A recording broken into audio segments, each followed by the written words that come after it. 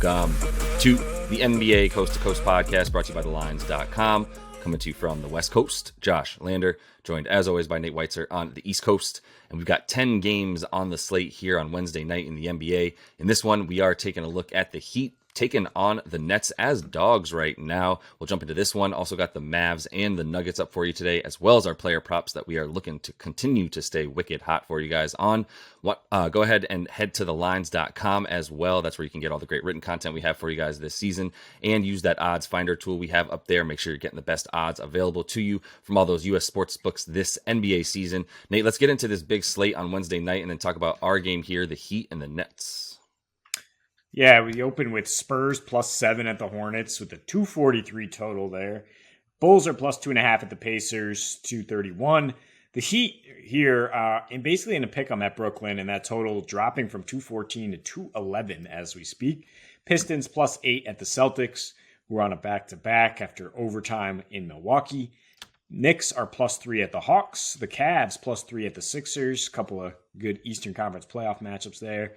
Rockets +10 at Thunder.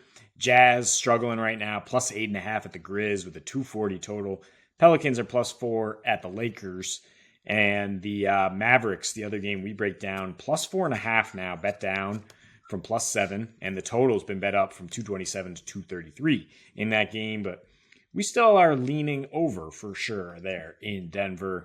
I mean, the Heat, Nets here at 211. I'm not willing to take an over or an under. I'm just taking the Miami Heat against a Nets team that would be interesting to see if they can hold this 6-game lead they have right now from the bottom spot in the play-in tournament, because they just don't have much of a squad.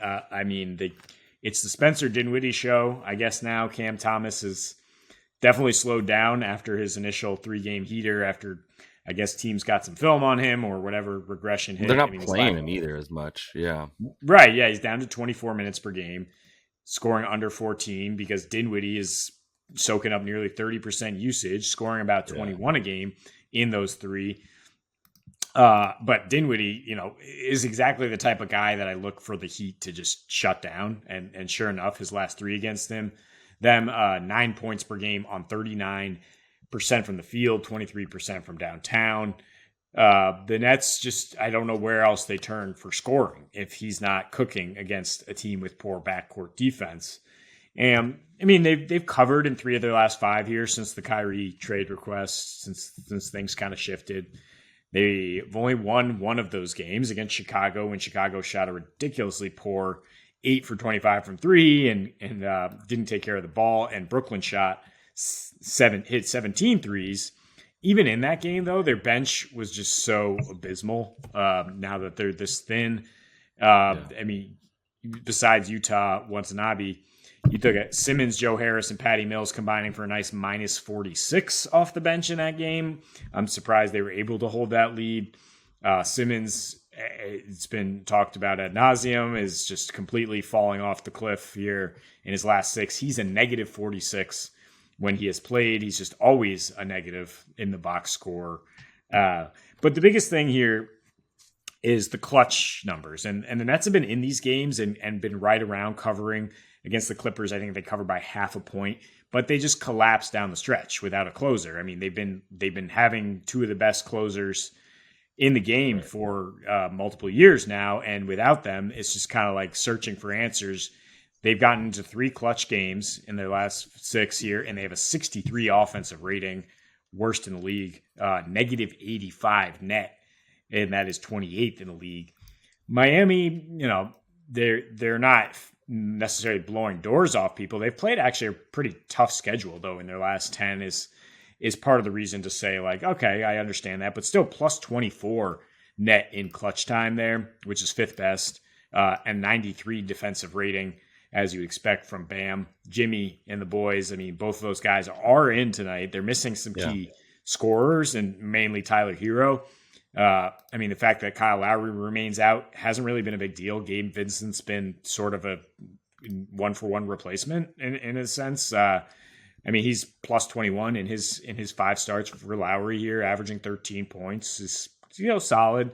And yeah, Miami Heat ball. On the road, second in scoring, tied with the Bucks for best efficiency defensively, fourth in paint points, sixth in free throw attempts. I just think they can put the clamps on the Nets down the stretch when they need to.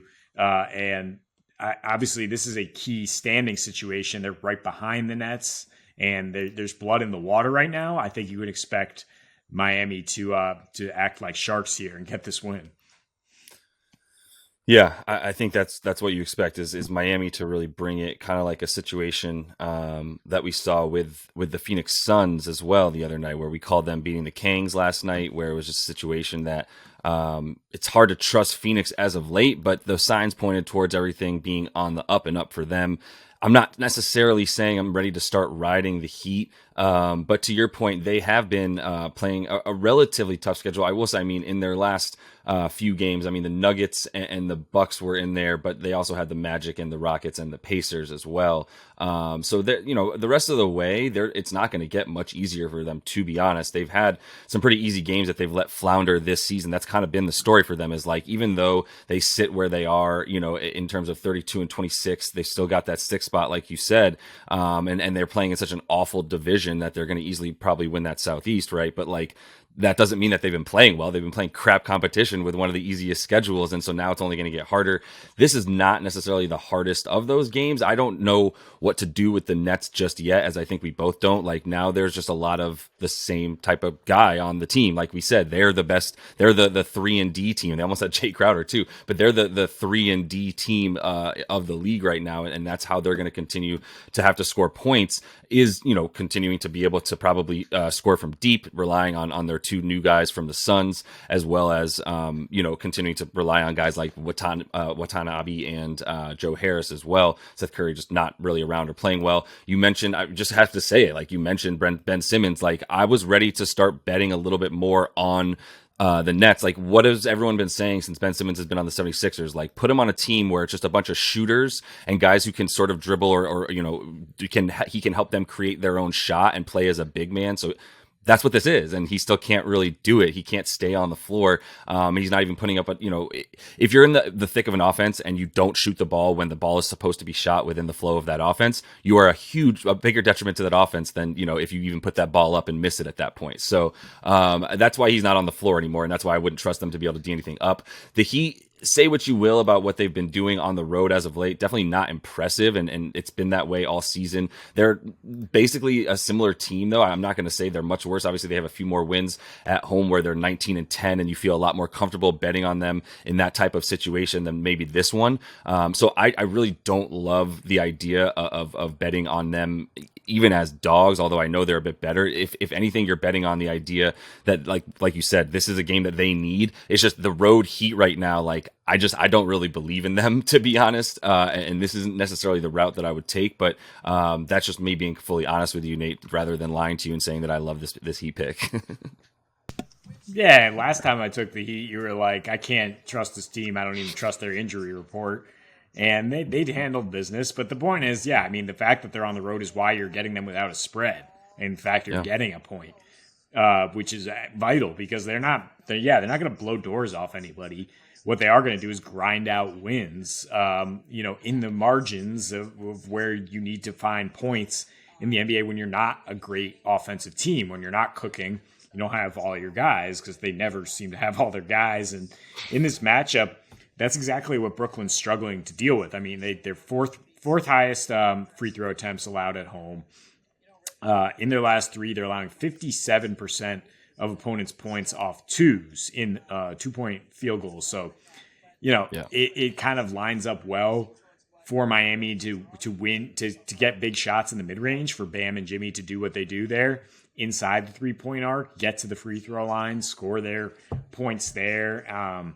And then just be able to clamp down on a really limited offense on the other end, because it's just, it's a team made of 3-and-D guys, like you're saying. There's like one playmaker in Dinwiddie. And like I said, terrible numbers against the Heat. They can slow him down. And just so I don't think that the Nets are going to be able to find much. I mean, if you just look at the defensive rating overall, not even in clutch time, the Heat is 5th.